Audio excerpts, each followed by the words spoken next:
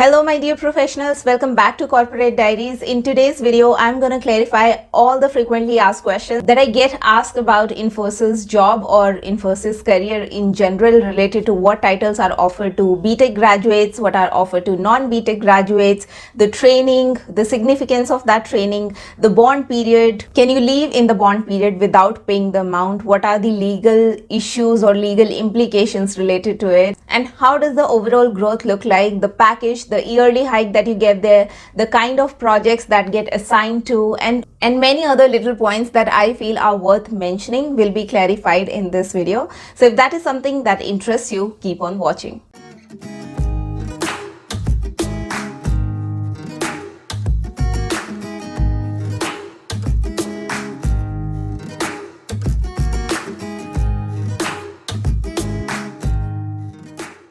So before we get started, I want to make a little disclaimer here that this video is neither a promotion of the brand, that I encourage you to go out and seek employment in Infosys, and neither it is to defame Infosys in any way. I respect the company a lot. It generates a lot of employment for young graduates. So it's neither of that. It's purely information and facts that I feel are worth sharing, and you can take more informed decision basis these facts and information that is shared in this video. So with that, let's get started. And the number one point that I want to discuss is the titles that are offered to BTech and non-BTech graduates. So for non-BTech graduates, majorly BSc IT, BSc Computer Science, BCA, they offer the job title of Operation Executive, and the package ranges anywhere between 2.2 lakhs to 2.4, 2.6 lakh. And the BTech graduates are hired at a title of System Engineer, and the package ranges anywhere between 3.6 lakh to 5 lakhs.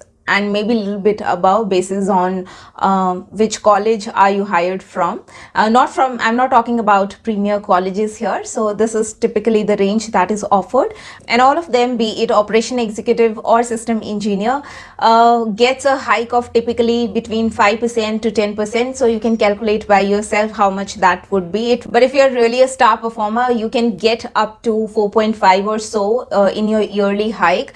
The hike is given after 1 year of term, which is not 1 year from your joining, it's 1 year from the end of your training period. So training period is around 6 months, so you will be given that hike after 1.6 years of your joining. And all of them go through an extensive training where Infosys spend a lot of time, energy and money on these people to train them like professionals and level up their skill in a certain way. And it's very common to find both these BTech graduates and non-BTech graduates being trained in one batch. Batch can be as big as 250 to 300 people, can be even a little more. So with that, I'm going to answer the question that what is the significance of that training?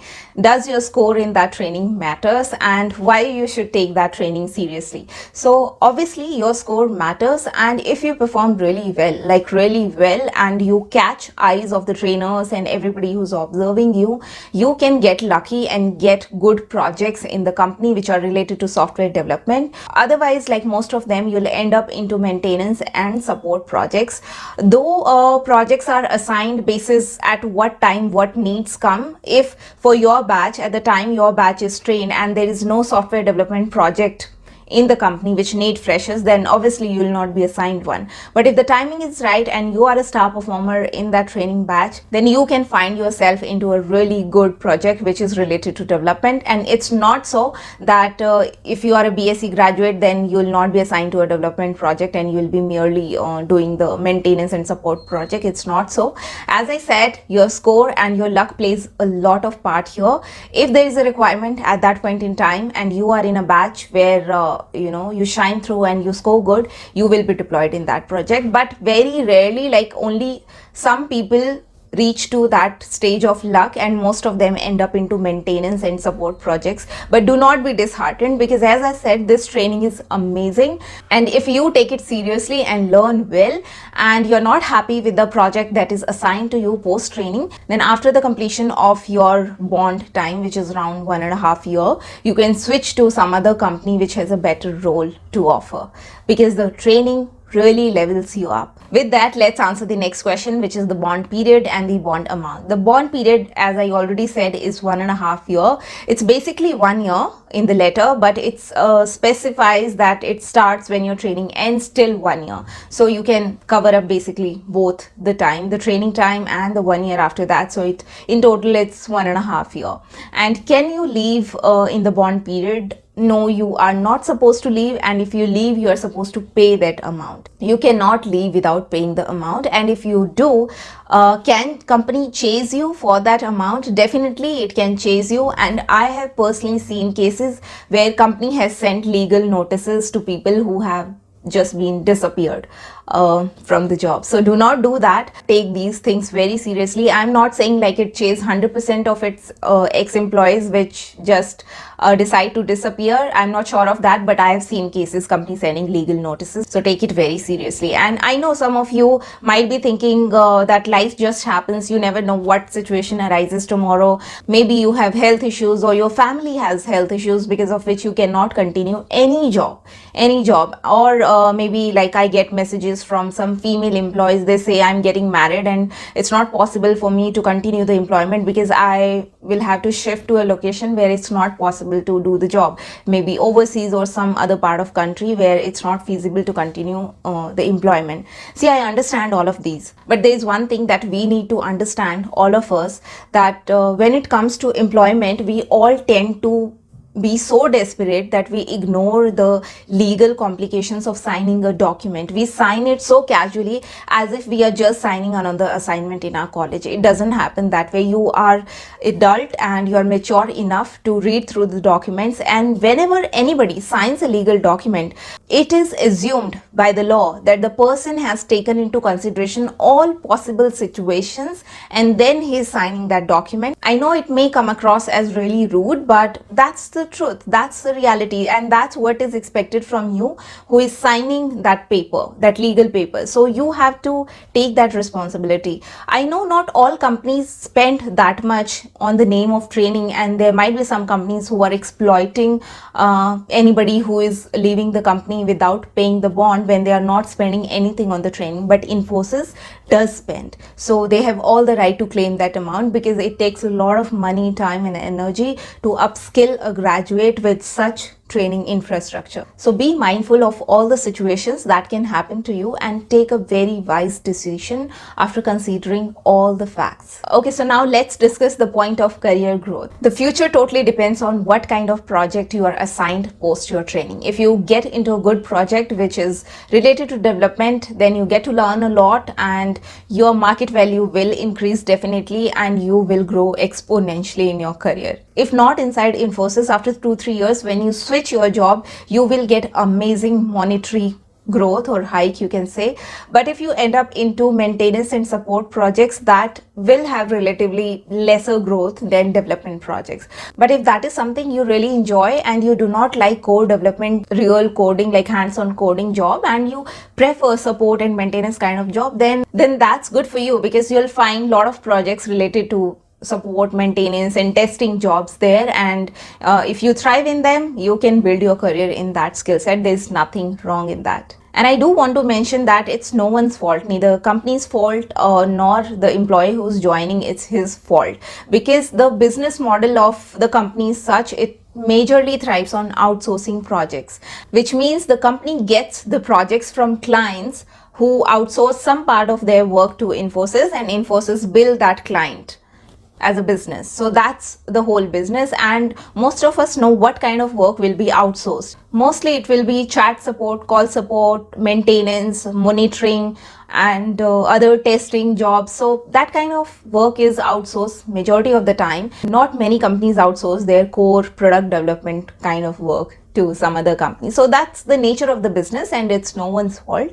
And as I said, Infosys generate a lot of employment for the youth. So we definitely respect the company for that. So now moving on to the next question, which is it worth the wait in getting offer letter or delay in getting joining date post you get offer letter? I have personally seen people waiting for their joining date for an entire year. It was first extended to like 2 months, then 3 months, then 2 months, and then 6 months. And in total, the person landed into the job after like 1 year of getting the offer letter, and sometimes the offer letter itself comes so late. We all agree to this, that most of such companies have a very lengthy hiring process, or I should say time taking hiring process. We all know that. So is the wait worth it? What you should do? Should you stop interviewing for other companies? And what if you already have an offer in hand which asks you to join and start sooner, and Infosys have not come back yet, either on the offer letter or on the joining date?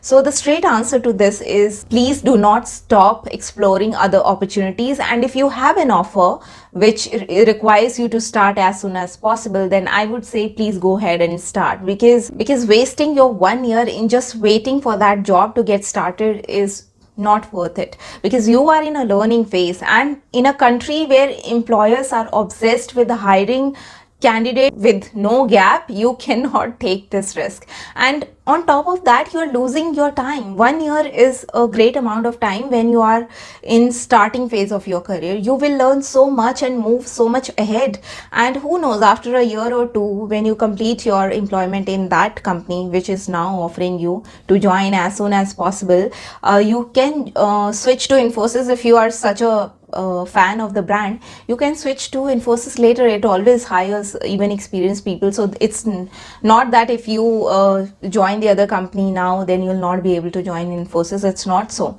So in my opinion, the wait is not worth it, and you should definitely move towards the other offer.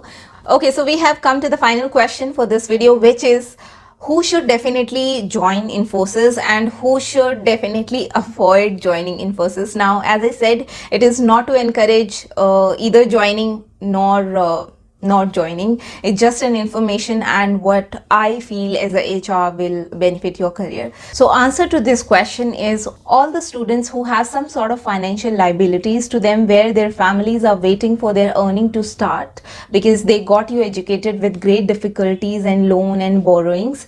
In those scenarios, it's a great decision to start with Infosys, because you will get the stability of the job and you'll get your regular income. And I think survival comes first, then anything else. The good career, the career growth come next, that you can evaluate after some time, maybe after 2-3 years, when you get to a point where the income is stable and the family situation is stable, and now you can think about where should I carve out my career, which technology I want to work on, which company I want to work on. And second is for those students who clearly know that they do not want to make a career into hands-on programming, coding stuff, and they are happy with the support kind of roles, or they want to go into testing kind of projects.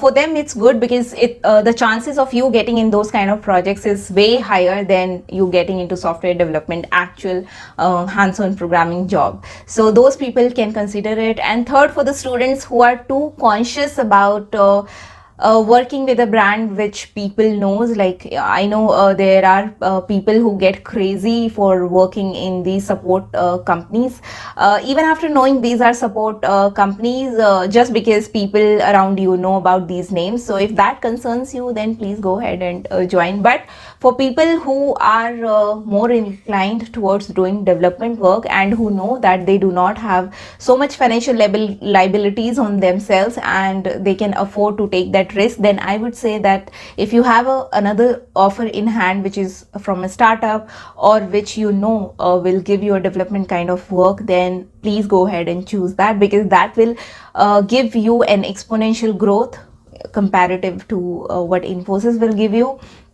When you evaluate yourself after working like for 3-4 years in a startup, and after working in Infosys for 3-4 years, you will be on drastically different speed, or I should say drastically different points in your career.